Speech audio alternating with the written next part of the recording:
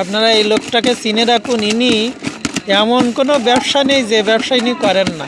আমার অনেক ভিডিওতে আপনাদের কিন্তু বলেছি, আর আপনারা জানেনও, যে রাস্তার ধারে কোনো স্ট্রিট ফুডের দোকান থাকলে সেটা কিন্তু আমি খাওয়ার ট্রাই করি। আর সেটা যদি ঝালমুড়ি হয় তাহলে তো কথাই নেই, আমাকে খেতেই হবে।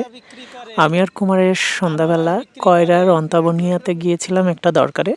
সেখান থেকে যখন বাসাতে ব্যাক করছি, দেখি আমাদের পরিচিত সায়েদ ভাই বামিয়ার মোড়ে ঝালমুড়ির দোকান দিয়েছে।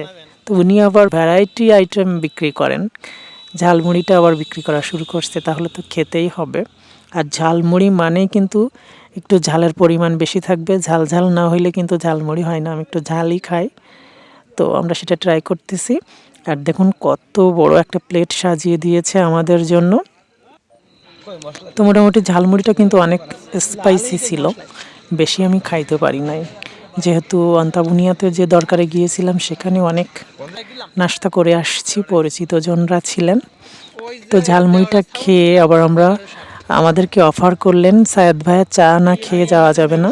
তো বামিয়ার মোড়ে একটা চায়ের দোকানে গেলাম, গিয়ে দেখি আমাদের এখানে বসে আছে সুইট একটি নানি। তো নানির সঙ্গে একটু সময় কাটালাম, চারজন মিলে চা পান খেলাম। দেখুন মজার সময়টা। না আমি বানানো তো তোমরা দোবাতে এবার কি করতেই যাও? হ্যাঁ এবার কি করতে, নানির বানানো দেয়নি জানি। হ্যাঁ কি বই কইরে গেল, আমি তাই চিন্তা করি যা করতে যা তোমার ওভার গেলি বিল আমায় দিতে না।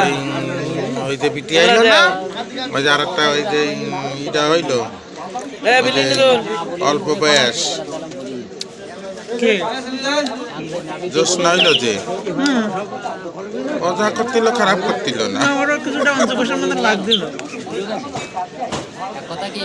তো অন্তাবুনিয়া এবং বামিয়ার মোড়ে দুটো জায়গায় চা বিরতি দিয়ে চমৎকার একটা সন্ধ্যা কাটলো।